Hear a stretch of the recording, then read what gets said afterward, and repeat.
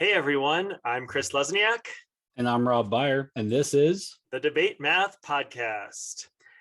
In most high schools, we are used to teachers being content specialists in math or history or art, etc. Students have a different teacher for each subject. but in elementary, students typically have one teacher for all content. Teachers are responsible for all subjects at that grade level.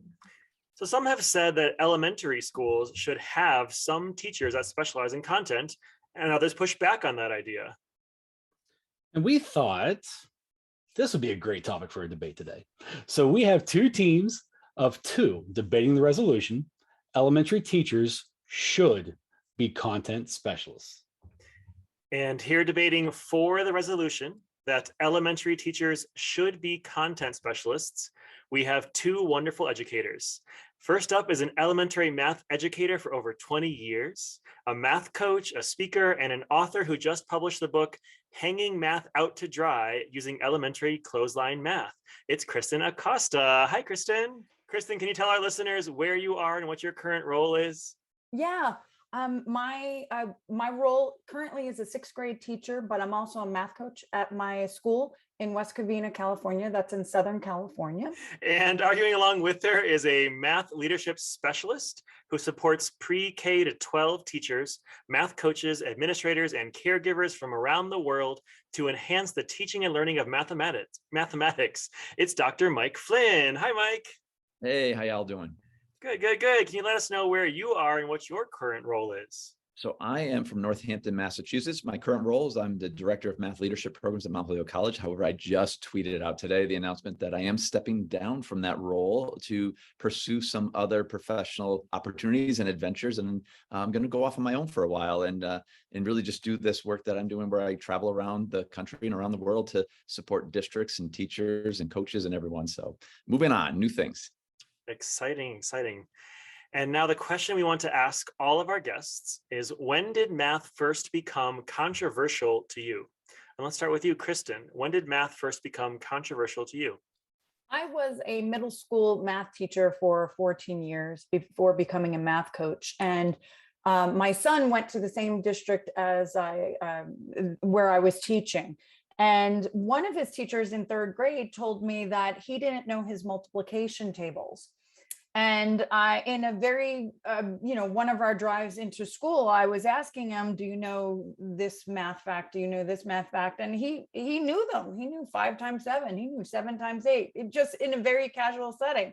And he made me realize that the teacher was telling me he didn't know his math facts. He didn't know like 100 math facts in 30 seconds. They were doing one of those timed multiplication tests. And I was totally against it, because how many of us do that in real life? And that doesn't equate to actual fluency. So I never liked that timed factor, and started doing my homework and realized, reading about Dr. Boaler and a whole bunch of articles, that there were a lot of other math educators out there with the same perspective as mine. But it took my son being in an elementary classroom for me to realize that. So now I have to thank my son, because now helping elementary teachers teach math in an appropriate way is now my passion. So wonderful. And Mike, when did math first become controversial to you? When I started student teaching, so I got into a school, is actually the school that I ended up working in, and the math program, they had adopted investigations, and there was like a lot of people that really liked the program, but there was factions of teachers that didn't, and were it was the first time that I would see teachers arguing about the position on math and how to teach math. And I learned about the math wars at that time. I'm like, it's just math, people. And I didn't understand yet until, because I was still new. And it wasn't until I started deep in my own understanding and kind of realized like there are ways that are more effective in teaching. And I love the investigations curriculum. And I certainly found myself in that camp in the school, but it was the first time I realized that there are really strong philosophical differences among educators in this space. And ever since then, I've been working to keep promoting this student-centered and conceptual understanding of math ever since. Excellent. Well, thank you both. Now we have a team of two arguing against the resolution. First up is former elementary classroom teacher in Utah and Idaho for 16 years and a current math coach at West Ada School District, serving grades 4, 5, and 6, Amanda Boaler. Hi, Amanda. Hey there, how are you? Doing great. Could you tell our listeners where you are and what your current role is? So I'm a math coach in Idaho, helping teachers in the 4th, 5th, and 6th grades, completing that transition from elementary to middle school. And I live in Star, Idaho, which is a suburb of Boise. Awesome. Thank you. And arguing along with her is a former elementary teacher turned K-12 academic coach and podcast host of the new Math Unmuted, highly recommended, Mario Valdez. Hi, Mario. Hi, everyone. Yeah. Could you let us know where you are and what your current role is? Yeah, just finishing up my first year as a academic coach here in sunny California in the Central Valley. So very exciting times here. Awesome. All right. So you know it's coming. The question we ask all of our guests: when did math first become controversial to you? We're going to start with you, Amanda. When did math first become controversial to you? So I was teaching long division with the standard algorithm for like the 452nd day in a row. And it's not that I was saying anything new or introducing anything at a conceptual level. I was just repeating the same thing over and over again. And so on day 452, I pulled a small group for intervention, which wasn't really intervention. It just meant that 5 kids sat closer to me and I said the same thing again, slower and louder. Bring down the 1. And I realized that there has to be something more to math. It has to be about perseverance and problem solving and teamwork. And it cannot be just about the person who can find the answer the fastest using the least amount of paper. And so we've got to do something different where we're just not memorizing a sequence of steps. Excellent. And Mario, when did math first become controversial to you? Yeah, I was thinking about, especially as a first year teacher, I had an experience that at the time it didn't make a lot of sense until years after. At the end of the year, I reflected with my students, and one of the things they said about their math experience was that it was a silent, intimidating experience. And at the time, I wasn't really open to those ideas. I took it very personal. So I started thinking about every student in that classroom, how they didn't feel valued in that classroom. So for me, it was my own experience as a learner. I was imparting that as a teacher. So that's the first moment that I realized years after, I have to change. This is not a safe, inviting space for all students to be heard. So that's the moment that really stands out early in my educational career. Thank you all for sharing. It sounds like you have all already seen the need for debate in math education. So with that, let's get into the debate.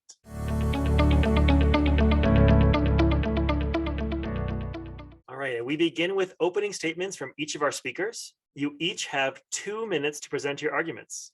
And we are starting with the pro side, who's arguing that elementary teachers should be content specialists.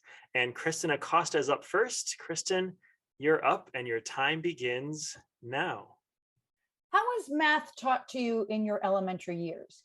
It was most likely taught with one teacher who not only taught math, but also taught science, reading, language arts, and social studies. The question on hand is, how can one elementary teacher be an expert in math as well as the other subjects? What if elementary teachers were only responsible for 1 or 2 subjects, but had to teach multiple classes, similar to a middle school model? How would a teacher feel about this change? Would the teacher be better prepared and be able to take a deeper dive into the math curriculum? I'll be arguing for elementary math to be taught by specialists. My first warrant is that by teaching fewer subjects, teacher stress will be reduced, and this will increase job satisfaction. We are in a time of need when it comes to teacher retention. What teacher wouldn't enjoy having less responsibilities on their already full plates? Having to worry about preparing for less subjects could be an added bonus to the traditional elementary model. My second warrant is that elementary teachers could become more creative with teaching math along with professional development. I used to teach at a middle school where all I did was focus on math lessons. I studied my standards and figured out ways to bring math to life. Now that I'm at an elementary school, I've observed teachers teaching math strictly from a textbook, page after page. That's boring and it kills the joy of math. If elementary teachers had a narrowed focus, they could discover all these awesome routines that breathe life into their math lessons.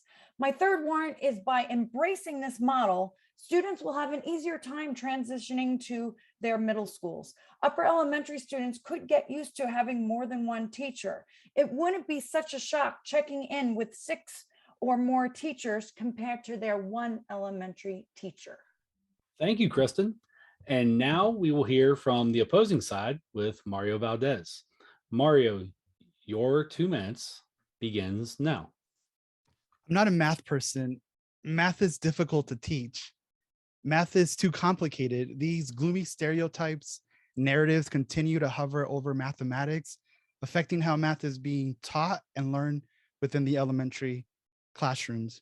For the purpose of this discussion, my claim is that departmentalizing in elementary further fuels false narratives about mathematics only being for a select group of people. By departmentalizing, we open the door to a school culture of isolation and disconnect among teachers. And we communicate to elementary teachers that we don't believe you have the capacity to teach mathematics.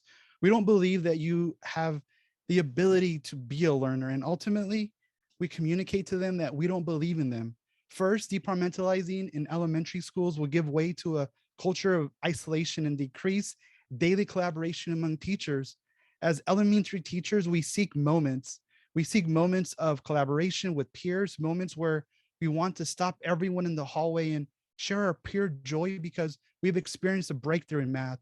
In addition, do we really value math in education, in elementary education? With more and more teachers leaving their profession, feeling discouraged, unsupported, it's time to reflect and act. Are we investing the same time and energy and resources to broaden the purpose of mathematics within elementary? Everyone deserves to experience the beauty in mathematics. That includes elementary teachers. Now more than ever, it's critical that we listen to our teachers, invest in building their capacity. Let's continue the work and strengthen our efforts as a math community to support all elementary teachers in developing their own mathematical identities. Thank you. And now we'll hear again from the pro side with Mike Flynn. Mike, you have 2 minutes and your time begins now. All right. So my claim is that elementary teachers should be content specialists, and I have several warrants. And the first is that being a generalist is exhausting. I taught second grade for 14 years, and for 12 of those years, I was a generalist. And I can tell you that I would spend my whole Sunday planning for the entire week. And when I started having kids and I wanted to see them, I would start planning around 7 o'clock at night when I got the kids to bed. And I would stay at the school till about 3 in the morning, getting everything planned, because it's not just planning for reading and writing and math, but that within reading, you have to plan for all of your reading groups for every single day. You have to plan all your mini lessons, all your writing lessons, all your reading workshop, all the centers, everything. It is exhausting. And the last 2 years I taught, I team taught with a colleague. I only taught math, science, and social studies, and she taught all the ELA. And for the first time in my career, I wasn't exhausted. I could plan and teach really deeply, and I felt pure joy as a teacher because I was focused on a smaller number of subjects that I could do really well. She felt the same way about ELA. My second warrant is that it also allows teachers to design their classroom spaces to be more conducive for that subject. My room was a math and science. It was a STEM room. Her room, she had all my books and everything, a rich class library. So it really sets up those spaces. And my third warrant is that it allows teachers to focus their professional learning in a narrower field of just a few subjects to get better at it. My expertise in teaching math and science and social studies grew and Johanna's grew in ELA because we didn't have to take all these courses. We could focus on a small amount of professional learning and become experts in the subject. Thank you. And then finally, we will hear from the opposing side one more time with Amanda Boaler. Amanda, you have 2 minutes and your time begins now. Okay, so it was the last day of school 2 weeks ago. And don't kid yourself, my kids had a countdown since spring break. It was 59 days. And I dropped my little boy off, and he had his chest puffed out, and he was ready to go and conquer the world. And when I showed up for that last hour family barbecue, he was visibly sad. He took my hand, he gave me hugs. He's like, "Mom, I'm not prepared." And I said, "What do you mean you're not prepared?" And he's like, "I'm not ready for this. I'm not ready to leave my school home of 6 years. I'm not ready to change classes. I am not prepared to lose my teacher, who is my person." So my claim is that complete departmentalization in elementary school is inappropriate. It does not attend to the social emotional needs of young children. It creates a disconnect between content areas and robs children of a relationship that allows them to be taught as the whole child. Many students entering elementary school are coming from environments where they have consistent people and consistent schedules. They're used to having their own person. The role of teacher becomes one of nurturer, guidance counselor, protector, in addition to teaching reading, writing, and of course, math. With one primary teacher, the teacher has the opportunity to know the whole child. The teacher sees the artist, sees the athlete, sees the friend, sees the reader, sees the poet, and sees the child who can attend to deep mathematical tasks, because I am your person and you can be safe here. Additionally, we often complain that children don't make connections between content areas. If we have them in classes that are content specific at a very young age, how can we expect them to see connections? I don't live my life in 45-minute segments. I live an integrated life. So why would we expect young children to live a compartmentalized experience? When looking back at a person's childhood, we never say, they really could have benefited from fewer strong, positive adult connections. We need to allow young children their person. It's a telling sign that children, even in the hour before summer break, mourn moving on from elementary school. Right on time there. Excellent. Thank you all. Wow, you're giving us so much to think about. I see both sides already talking about a desire to think about teacher stress level, teacher the workload, their job satisfaction, and you both see in each side of the argument that your side will provide more joy or satisfaction or creativity and all that things. And so I want to dig deeper here as we go into our question round. And I have a question actually for both sides. I'm wondering, like, where does specialization start for like Mike and Kristen, or what does it look like? Is it one or two people? And I'm wondering, and I'll come to you guys second, Amanda and Mario, is there some version of like partial specialization that you would be okay with, or so I want to hear kind of what your model is for this in a little more detail. So Kristen or Mike, either one of you want to jump in first?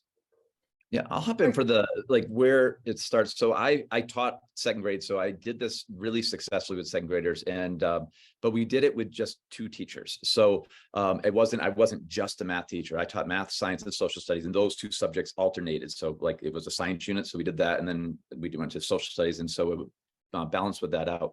But what in the primary grades, having two allows for more contact time. So as Amanda said, it's important for kids to have their own person. With this model, they get two people. And Johanna and I really knew these kids well. And what was really nice with that model, because we would actually plan together. And so as Mario mentioned, like the isolating factor, when I was a generalist, I was in a silo because it was just me all day. But when you have a teaching partner, you have to coordinate, you have to figure that out. So Johanna and I were constantly collaborating about the kids, about the subjects and things. So I find that for early elementary, the teaming can work really well because it maintains still a lot of connection and contact and things. And I think as kids get into 5th and 6th grade, getting closer to middle school, we at 6th grade was elementary where I was, that going into more subject specific teachers is more appropriate than as they're older. And Kristen, do you want to add anything to that? Just in my district, we like to give parents choice, especially I'm going to speak on behalf of like 6th grade. So for instance, we have 3 elementary schools that have 6th grade with the one traditional elementary teacher like myself, but yet in the middle school, they're also allowed to go to middle school. There's a couple of middle schools that do have sixth grade where they have multiple teachers. So it really sometimes depends on the maturity of the student. So for instance, my son, as I said, went to my own district, and by fifth grade, he was one of the older fifth grade. And he said, you know what, I'm ready for middle school, no problem. Whereas he didn't want to stay that extra, because he was a couple of months older than some of the rest of the kids. So in my district, we like to give choice.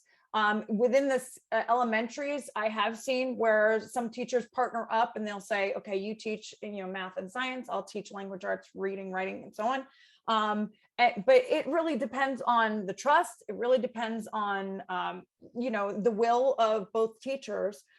Because otherwise, if one says no, I'm not doing it, then everybody's on their own. So it really depends on the relationship of the teachers as well, to put together a program like this that will work for not only the kids, but of course for them. So let me go to the other side here with Mario and Amanda. So I'm wondering, is there some grade level where you think some specialization would be okay, or if it was just two, like Mike was talking about at some level, is that okay? Like, what is your limits or ideas of what would be acceptable or what might work? And, go ahead, Mario, you want to go? Yeah, I do. I hear what the other side is saying regarding that co-teaching opportunity, and it just takes me back to this idea that a lot of districts, a lot of schools still don't have a math coach. So it's just starting with that idea of how do we empower these teachers to really experience math. I do see what Mike is saying regarding as they get closer to that middle school where they're able to socially be able to adapt to a different schedule. But I think it goes back to that question, are we doing everything possible to provide the same resources for mathematics that we do for reading? And there's some schools that have 2 or 3 reading coaches that are providing constant feedback, modeling, data collection, yet for mathematics is very, very isolated. So I think kind of starting off with that model of empowering and really getting to that root of having teachers experience the beauty in mathematics before we start to change a model there. And Amanda, you want to add? I think there's also a difference between co-teaching and specialization. When we're co-teaching, we're owning all of those kids as our own, and we're teaching all of them. They're all our kids. In specialization, sometimes I fear that we can become a math department or an ELA department. And suddenly that co-teaching aspect of it and the inclusivity of it all and teaching the whole child kind of disappears. So I want to come right back to Mario and Amanda.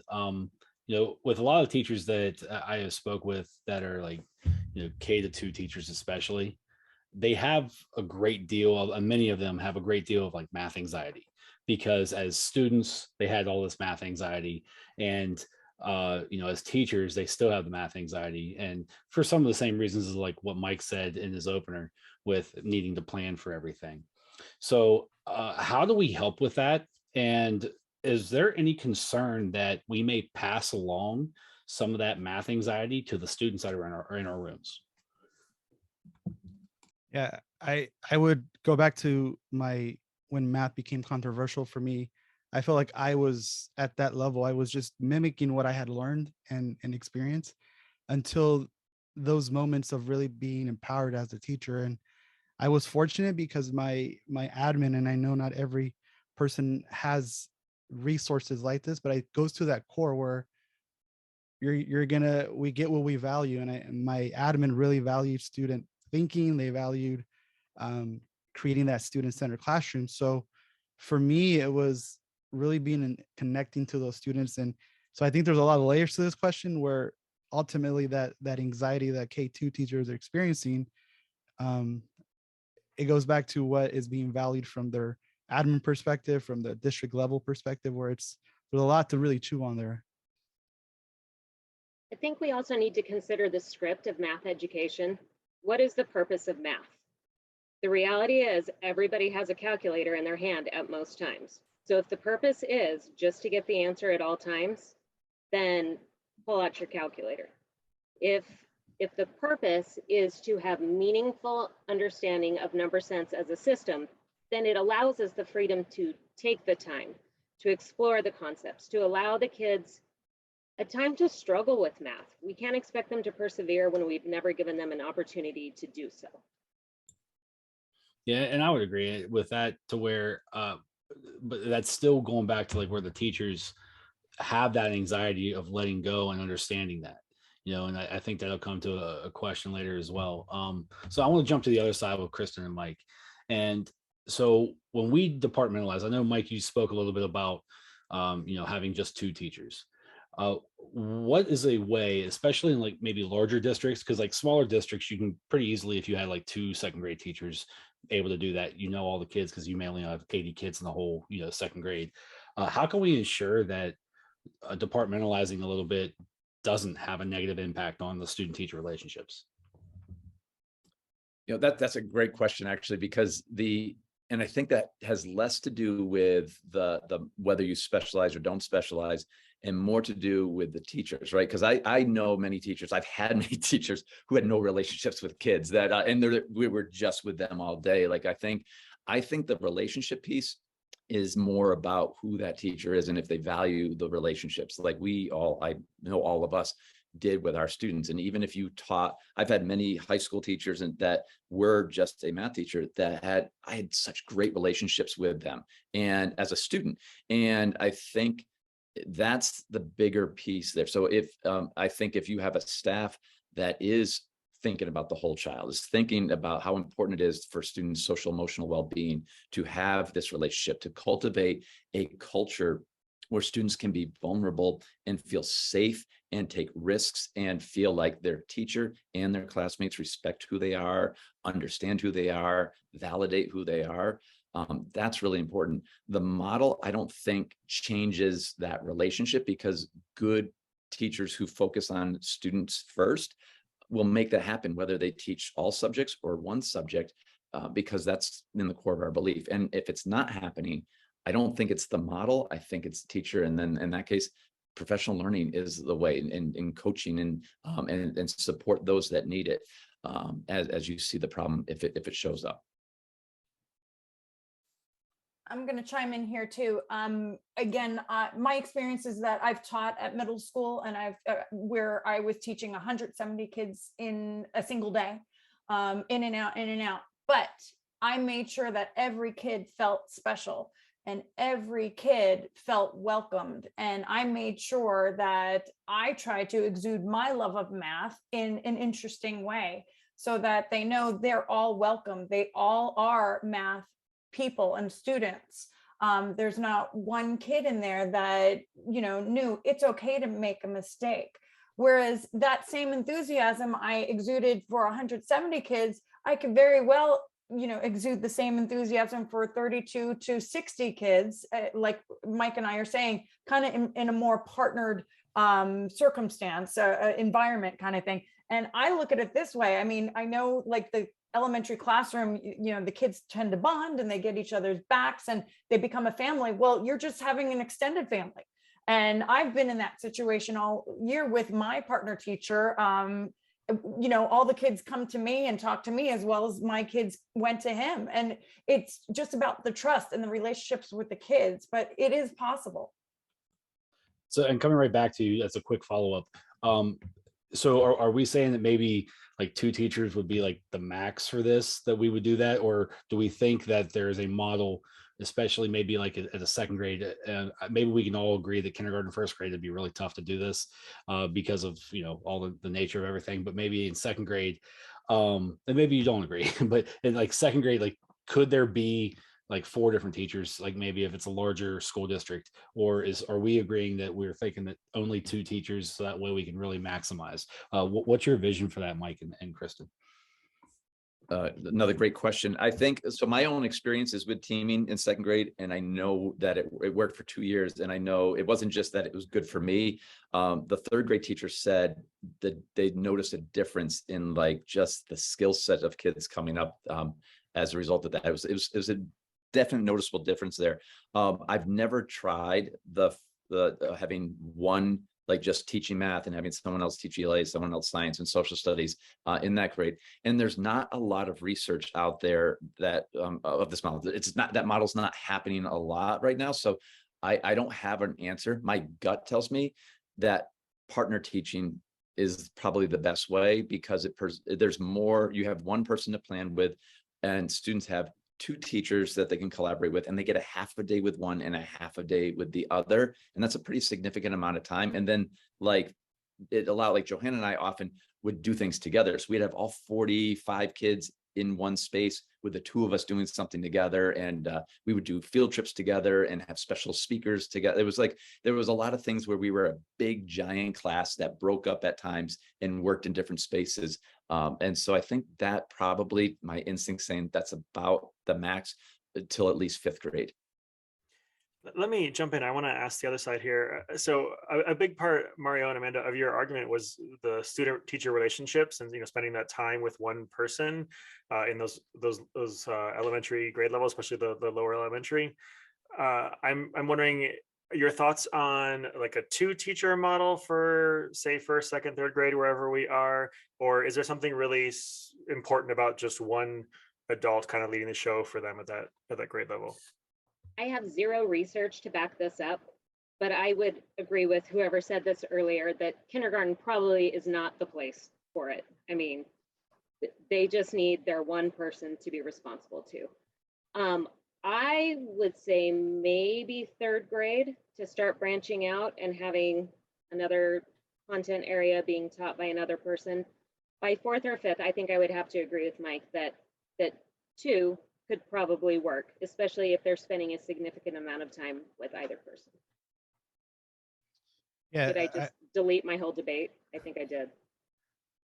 No, you're good. You're good. I think we're compromising. I like we're all finding common ground, which is what I love, because I'm agreeing with a lot of things you're all saying too, which is, I think that's a great thing. Right. And I see the point where I think there's so much value when you have another adult that you plan a lesson with, you're co-teaching, you're both invested in it. And I think there's that vulnerability. I think that word was brought up earlier. It's hard to be vulnerable when there's not that safe space.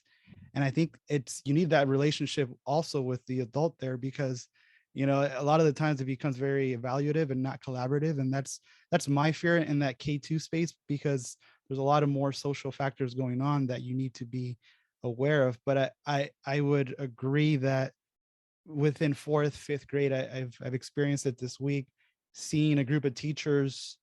They have about 20 kids in a summer school program that we're doing right now. And there's about 3 adults, and it's not your normal model. But what I'm seeing from these teachers is, hey, what do you think about this move right now? Like actionable steps rather than let me go find somebody to help me. So I think it goes back to being vulnerable with the adults as well in order to create that safe space. So I'm going to go to that compromise space and see that 4th and 5th grade is a good opportunity for that to take place. Okay. And go ahead. Go ahead, Kristen. Sorry, Yes. I was going to jump in and kind of piggyback on everybody. And something that Mario pointed out is like, yeah, we could argue both sides of this. And I would love to say, yeah, elementary teachers are going to get all this help or whatever. And but Mario's absolutely correct. There are some districts, and I've been told this, that math is not their priority. They have plenty, it's reading, reading, reading. And I'm not saying there's anything wrong with that. Of course, reading is just as important, but math is not the priority. So how do we incorporate this kind of model and say, you know what, teachers, we're going to get you the support wherever, when that may not really be a reality at all. So it's tough to embrace this. As I guess I'm negating my own argument here, because the reality is there aren't as many math coaches, there isn't as much math intervention there, so how do you move forward with this idea? And I do want to ask that question, but let me back up I have one more question first, because Amanda and Mike both mentioned a little bit about research and the lack thereof in some cases. So I'm just wondering, as a secondary math teacher, I know nothing about research in elementary school education. Can you tell us and enlighten us? Has there been examples of this? Has there been articles written about this? Is there anything you could share on either side that can give us some outside information?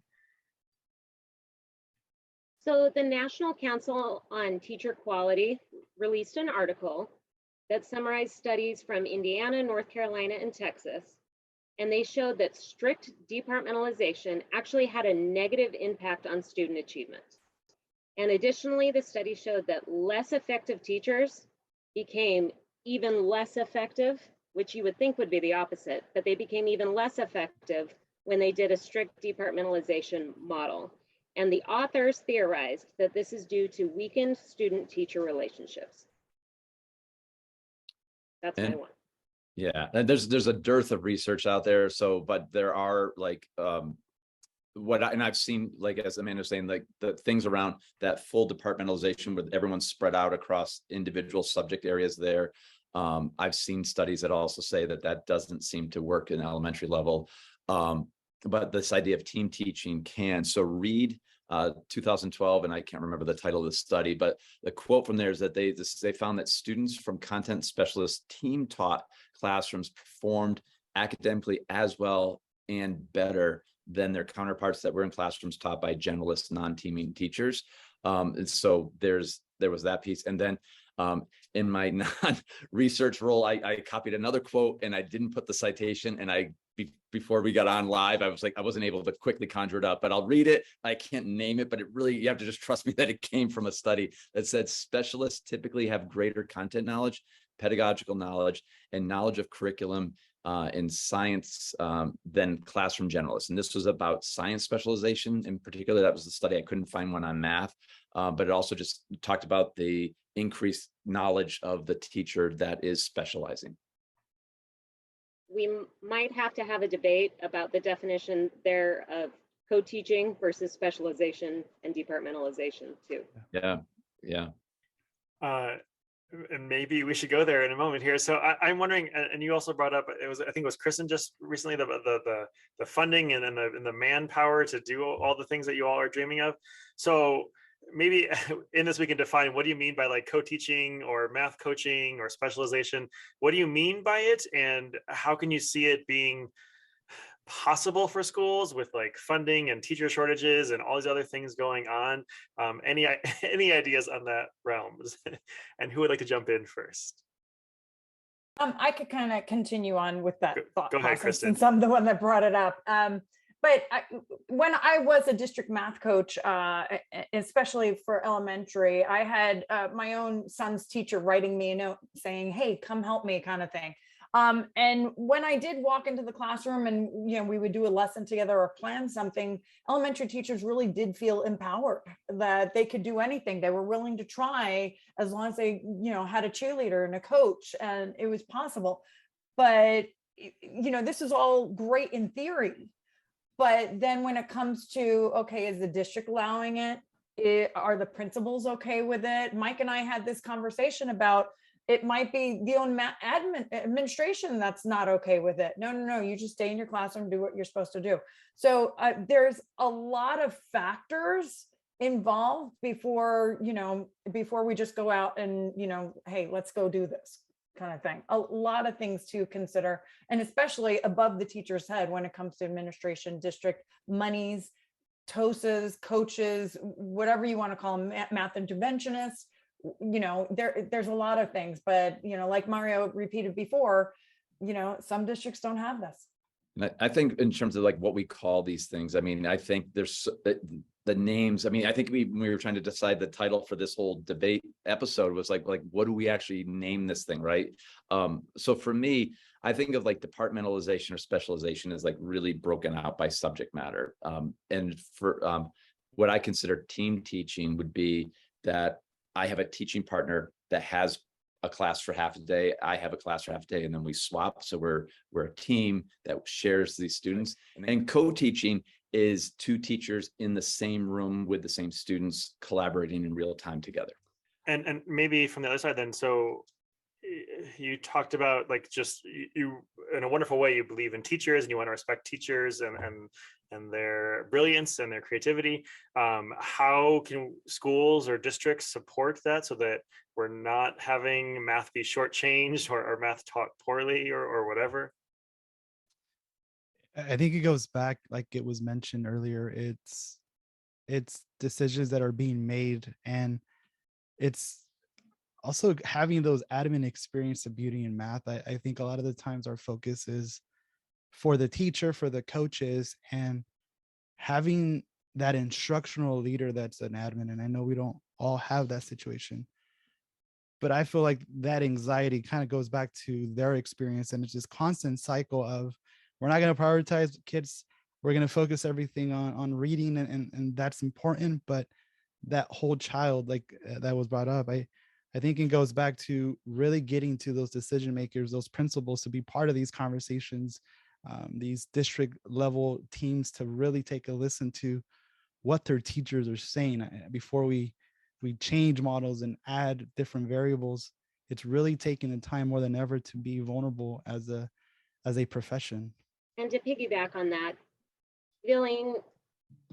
having the ability to be vulnerable with whomever I'm teaching with, collaborating with, so that this is not about you to, I don't remember who said that, but we are here to build each other up. This is not about checking a box. This is not about filling out a survey. This is about us working together to be the best that we can be. So I want to circle back to some things that I think both sides have discussed all throughout. We've kind of each touched on it. So this is going to be a question for both sides. Are K-2 teachers getting enough training and teaching mathematics, things like CRA and number sense routines and instructional routines, math language routines, and so on? Are they getting enough training? And how can we support them in a way that maybe takes away some of that math anxiety? So I'm going to start with Amanda and Mario. I had a conversation with a teacher who doesn't work at the same district that I work in. She teaches a second grade, and her response was, we are expected to do something without having experienced it in math. And that's very different to anything else they do. And the word experience for me really stood out, because we want to create these cultures, these student-centered cultures, where students are experiencing math differently, where they feel like their voice is being heard, they have a platform to see math differently. And I would say no. The constant feedback that I've heard and seen is teachers are expected to do when it comes to math, not experience. And there's never a how conversation. So that's where that anxiety happens. They start to get the message that this is not valued in my district, so I'm going to continue to pass on the anxiety that I had as a teacher to my students. So it's that cycle, like we've all talked about, of not getting to the essence of that discouraged teacher. I don't want to do like a full hashtag my own school district thing, but I really think the conversation is changing. It's a lot less about here's how to turn to page 42 and read out of the book, and more about how do we experience math as a culture, and how do we feel safe taking a risk with each other. And it's not going to be on day one that everyone's like, I'm so in on this. But I think we're having the conversation, and I think we're getting there, and I like the direction that we're headed. And before the other side, hops in on this, I think Amanda too, like textbook companies have improved, like especially K-5, their approach. That there are some that are out there that, literally have Notice and Wonder built into every lesson and have number talks built into every lesson. And like, it's changing. So now like with Kristen and Mike, same question to you. I mean, are they getting enough training, and how can we frame it and support teachers more? Maybe even pointing them in a direction of where to go if they needed to look up some things on their own. Yeah, I mean, I think elementary teachers in general, not just K2, don't get enough training in math. And I agree with Amanda. It is 100% getting better, and it's so exciting to see this movement here.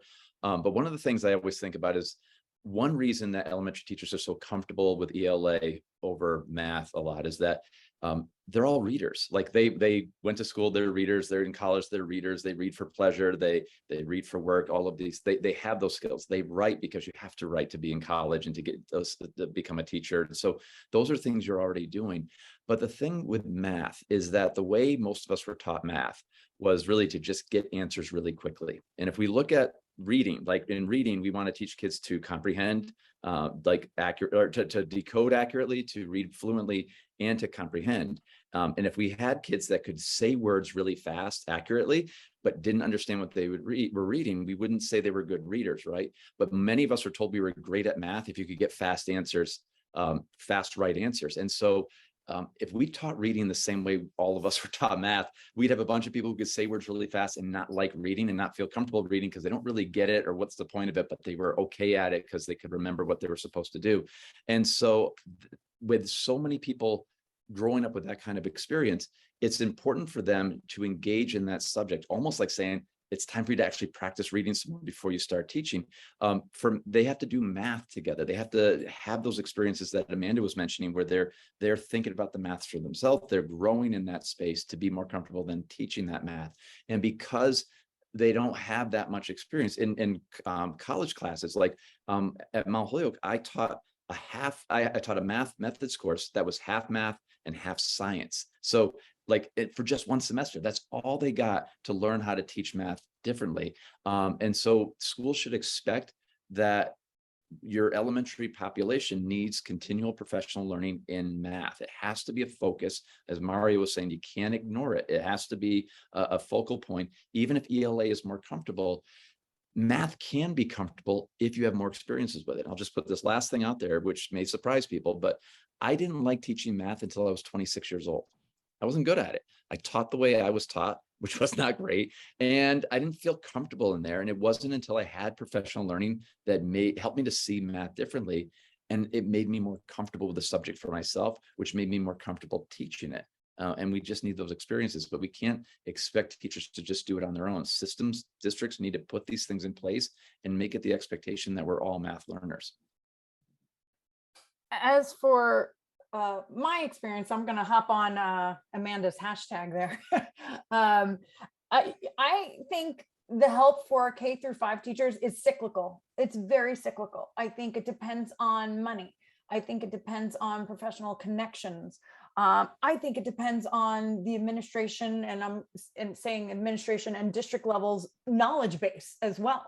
If they don't have a knowledge base and they don't have connections, then the teachers that they're working with are not going to get that professional development.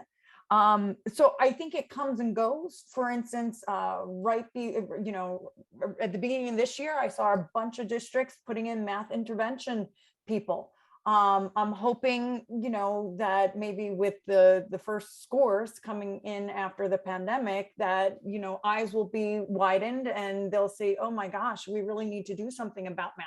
So I think when and where and how to get the help is almost, by calendar. It depends on the events of the year. It depends on, for instance, we just are hopefully getting out of a pandemic. So I think it's dependent on the current status of things, not because we believe in math all the time, if that makes sense.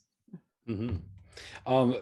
Two things, and I'm going to ask my last question. So to kind of, again, piggyback on what Kristen just said about the admin knowledge, I think it's also like admin knowledge and vision. If they don't fully have the correct vision or a right vision of what mathematics is truly, then sometimes I think that can dictate it as well. Now, going over to the other side with Mario and Amanda, this will be my last question, and then I'm going to let Chris kind of wrap it up. So Mike said in his intro, talking about being a generalist is exhausting, right? And I think a large part of that is with the planning and the preparation, like that prep period, that if they only have a 40 or 60-minute prep period. So with being more of a generalist and loving math, but also needing to teach ELA and science and social studies and everything, is there a way that we can reimagine what that prep time looks like to try to maximize our efforts during that time to maybe take some stress off? Yeah, I'm gonna go on the hashtag as well. And I think one of the things we started doing in our district is having those half days where let's start planning this day out. What is it going to look like? And then going into the classroom as a coach and as a teacher, there's a lot to do within a 40-minute span. So I agree, that's not enough time to really get into deep conversations. And what I'm seeing from the teachers is that you are giving them a moment where you're valuing their time, but also you're supporting it by getting a sub. And I know that's a challenge, but you're you're putting all the resources there for them to be successful. And I remember a district employee once told me earlier in my career is he was seeing the things that were happening in the math classroom, and he said, my job now is to remove barriers for you and your class. If this is what students are doing, this is what students are learning, my job now is, after I got to see that, I want to remove barriers for you, your classmates, or your colleagues and other students. So I think it's having that constant model, and I know we can define it differently when it comes to co-teaching, but I think having that coach to be that partner with you side by side, not necessarily the expert all the time, but hey, let's be vulnerable together. Let's jump in. Let's see this activity through. I know it's messy. I know it's uncomfortable right now, but it's that collaborative spirit again. And to piggyback on that, taking away some of that like high stakes of it, which Mario is what you're talking about. Like if I'm here to be vulnerable and this is about us growing as a team, then let's have the space to be vulnerable and grow as a team. And let's take some of that personal risk out of it.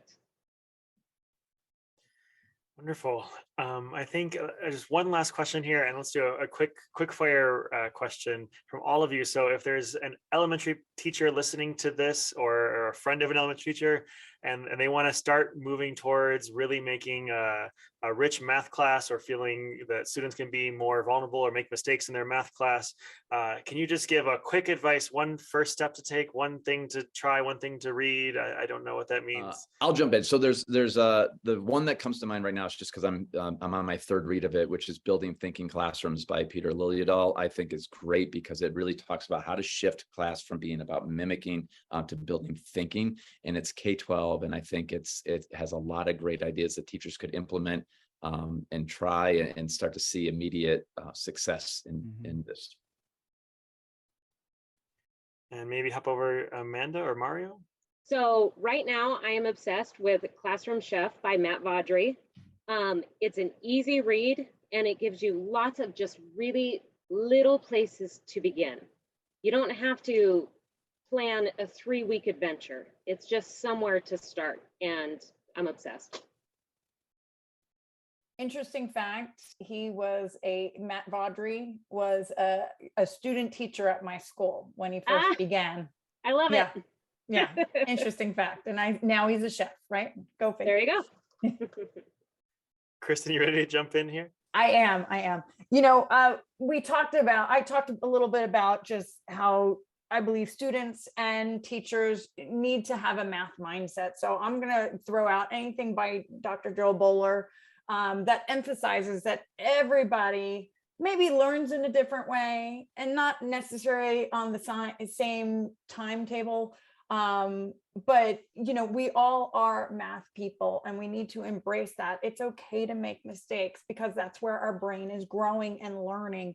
And I think not only do, you know, teachers, students need to realize that, as well as parents. It's okay to make mistakes because we know that our brain is growing. And Mario? And I would add on to what Kristen is saying as well. Mindset, the work that Dr. Boaler has done, I think that was my first kind of entry point to seeing math differently. And I remember doing the week of inspirational math with my students, but it was very beneficial because I was having that shift also with my students. My mindset was kind of shifting, thinking about math differently. But the second part is, like right now, finding that community of teachers who want to be challenged, who want to listen to each other, who kind of want to push those ideas and further explore them. So I think finding that community on Twitter, online, that really support how you feel about mathematics. And can I add just one other quick one? Because I know a lot of times, like primary grades, preschool teachers and stuff, there's not as many resources that are specific to them.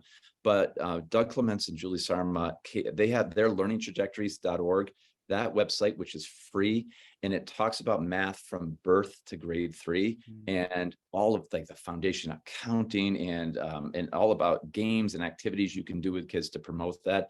It is so helpful for early childhood education. So if you're an early childhood teacher, pre-K, actually even like anything birth to grade 3, I highly recommend checking out that site. Free videos, resources, everything you could want. And I want to add a couple too, to kind of go in the same way that Mike was just going. I highly recommend Graham Fletcher's progression videos. Those videos are only 7 minutes long, teacher-centered, teacher-focused, but he explains it in a beautiful way for number sense and early counting and add, subtract, multiply, divide, and even fractions. And he brings his own little humor to it, and I think it's beautifully done. The other one is the Figuring Out Fluency in Mathematics book with Jennifer Bay Williams and John Sangiovanni. That book, I think, is a fantastic book if you are trying to figure out fluency as a math teacher, figuring out what it is, what it isn't. There's some fallacies there and things like that. I think it's a very, very great book as a place to, like, maybe you're in the spot of what is this fluency thing? I feel pretty good about some other stuff, but what is this fluency thing and how can I implement it? I think that's an exceptional book as well. All right, wonderful recommendations across the board here. And that finally concludes our questioning round. We will now end by giving each side 2 minutes to make their final arguments to you. And we'll begin with the pro side with Dr. Mike Flynn. Mike, your time begins now. All right. Well, I just want to say first that I very much appreciate the conversation with everyone here and the other side. And I think a lot of times in debates, we look to have a winner or loser and these kind of things. And I think here we had a really good conversation. I think we had lots of room for middle ground, which I wish more people could do that, and especially politicians. So I want to just acknowledge that Mario and Amanda and just all the great points they made. And I'm nodding vigorously as they say that. So in my closing argument here, I'd like to just say that I really do believe, I still believe that this idea of team teaching starting in second grade. So I'm going to yield and say kindergarten, first grade. Let's not think about that for them. Starting in second grade, that team teaching can really work because in doing so, you're going to be reducing the stress level, the exhaustion, all of the stressors of being a generalist in teachers. It's really hard to be a teacher right now. People are burned out. And I can say from experience that when I went from a generalist to specializing in just a few subjects, it was joyful again. I was not exhausted. I could see my family. I could have a life and plan really good lessons. So you do that, you reduce their stress, you get more energy. That gives you more time and capacity for professional learning to then focus deeply on the subjects that you're teaching, not all subjects, but the few that you're able to teach, and develop strong content knowledge and pedagogical knowledge and teaching practices within those subjects. And so between the energy you now have and the expertise you now have, it opens up the creative space for you to really excel in these subjects, to craft lessons and to be creative with your students in ways that really deepen their own learning. So students then benefit from that as well. And I think that is what we can do to really reduce stress in the teaching profession and elevate the learning of all students. Thank you. And with a final word, we'll hear from the side that is against specialization with Mario and Amanda. Yeah, and I would echo what Mike said. I really appreciate listening to the other side of the argument and to Kristen and Mike. And I want to go back to the word that really stands out to me in today's conversation is experience. Are we providing our elementary teachers with experiences to make connections with mathematics? Are we empowering them to have that joy for mathematics? So I want to go back to that and think about starting with that idea, is math instruction valued in our elementary settings? And it goes to this idea, in order to humanize our math classrooms, it starts with us as adults being comfortable to be in those spaces, right? Not having that math anxiety, being able to be vulnerable with each other within these spaces. So it goes back to experiencing the beauty in mathematics. And to just kind of tag on to that, you don't often have times when a kid comes into a social studies classroom and says, I'm bad at social studies. My mom was bad at social studies. My grandpa, but you have kids all of the time that come into math and they're like, it's genetic. I am just that bad at math.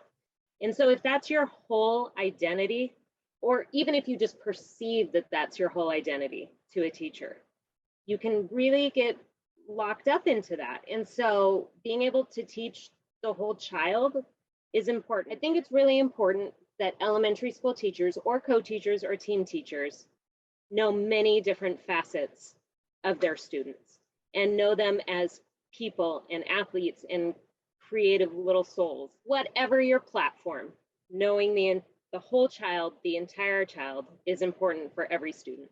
Thank you all. And that concludes our debate. You've all really given us so much to think about and ponder on. And I can't wait to go back and listen to this episode. I literally say this every episode because it's always true. And now it's up to our listeners to take a moment, ponder the arguments, and consider what resonated most with you.